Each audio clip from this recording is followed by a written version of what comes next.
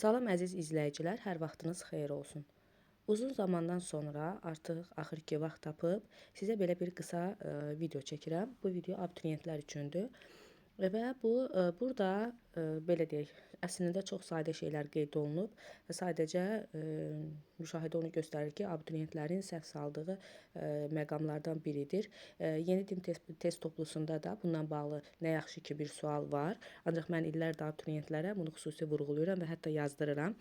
Deməli bizim 7-ci sinif dərsliyimizdə heyvanlar aləminə daxil olan bəzi canlılar var ki, onların adlarında qurd sözü var. Məsələn, qum qurdu, gəmi qurdu, Məryəm qurdu, qara qurd, ipək qurdu və s. Uşaqlar adətən bunları səhv salırlar. Bu necə olur? Ümumi heyvanlar aləmini keçib qurtardıqdan sonra məlumatlar beyində bəzən olur qarışır və şagirdlər bununla bağlı, abituriyentlər daha doğrusu çaşqınlıq yaşaya bilir. Gəlin indi bu sadə bir mexanizmdən yadımızda saxlamağa çalışaq. Qum qurdu aiddir həlqəvi qurdlar tipinə və həlqəvi qurdlar tipinin 3 sinifi var bildiyimiz kimi. Çox qıllı qurdlar, az qıllı qurdlar və zəlilər sinifi. Məhz qum qurdu həlqəvi qurdlar tipinin çox qıllı qurdlar sinifinə daxildir. Tənəffüs orqanı isə qəlsəmələrdir. Ümumiyyətlə, əziz abituriyentlər, bildiyimiz kimi biz qurdların 3 tipini öyrənirik. Yastı qurdlar, sap qurdlar və həlqəvi qurdlar.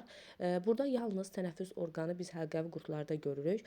O da qum qurdunda, yəni yalnız qum qurdunda biz qəlsəmələr görürük. Qan damar sistemi də həlqəvi qurdlarda qapalıdır, qum qurdunda da qapalı olaraq qeyd edəcəyik. Daha sonra gəldik gəmi qurduna. Gəmi qurdu aiddir mollusklar tipinə. Mollusklar tipinin də 3 sinifi var. 3 sinifindən 2 taylılar sinifinə aiddir. Yəni anodonta ilə eyni sinifdədir. Bildiyimiz kimi anodonta özü, yəni yetkin halda sərbəst həyat tərzi sürür. Yəni passiv olaraq dənizin suyun dibində yarı quma batmış şəkildə yaşayır. Lakin gəmi qurdu sərbəst halda, daha doğrusu yetkin halda sərbəst həyat tərzi sürmür, parazitlik edir. Amma anodontanın sürfəsi parazit idi. Özü yetkin halda sərbəst yaşayırdı, sürfəsi parazit idi. Gəmi qurdun isə yetkin halda parazitlik edir və iki taylar digər nümayəndəsi kimi qəlsəmələrlə tənəffüs edir. Mollusklarda da qan damar sistemi deməli 2 taylar sinifində açıqdır. Burada da ona görə açıq qeyd eləmişəm. Daha sonra Məryəm qurdu. Məryəm qurdu bildiyimiz kimi boğmayaqlar tipini xərçəngimlər sinifinə daxildir. Xərçəngimlər adətən suda yaşayır, ancaq onun quruda yaşayan nümayəndələri də vardır. Kitabımızda, dərslikdə quruda yaşayan nümayəndə kimi Məryəm qurdunun adı verilib və Məryəm qurdu quruda yaşasa da deməli qəlsəmə tənəffüs eləyir. Bəs bu necə baş verir?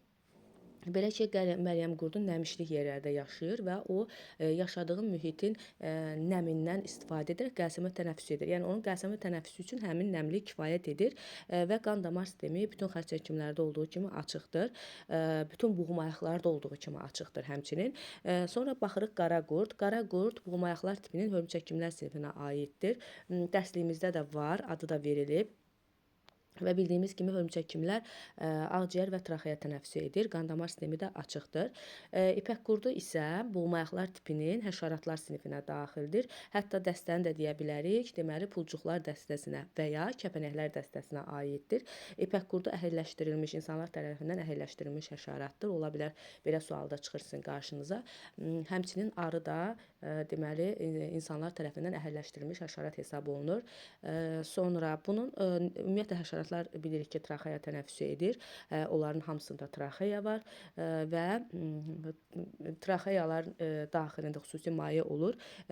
Qaz daşınmasında iştirak edir, oksigen və karbon qazının daşınmasında və traxeyalar bütün bədən boyu var deyə həşəratların qanının karbon qazı və oksigen, yəni qaz daşımasına ehtiyac yoxdur. Ona görə də onlarda arterial-venoz qan söhbəti demirik biz və qan damar sistemi bütün boğmayaqlarda açıq olduğu üçün biz ipək qurdu üçün də belə deyəcəyik, qan damar sistemi açıqdır. Düzdür, əziz abituriyentlər, burada sadə bir mexanizm üzərində, yəni belə deyək də, xüsusi belə bilik tələb eləməyən bir sadə cədvəl çəkmişəm burada və sizə niyə məhz qan damar sistemini deyirəm? Ola bilər sual oradan gələr. Niyə məhz aid olduğu tipi deyirəm və yaxud da sinifi deyirəm? Çünki verər sizə adlarını və deyər ki, aşağıdakılardan hansı tutaq ki, xərçəkimlər sinifinə daxildir. Siz onda avtomatik Məryəm qurdunu seçə bilərsiniz. Və yaxud da aşağıdakılardan hansı kitarlar sinifinə aiddir? Gəmi qurdunu daha doğrusu seçə bilərsiniz. Və düşünürəm əsas tənəffüs orqanları vacibdir, daxil olduğu sinif vacibdir və qan damar sisteminin tipi vacibdir.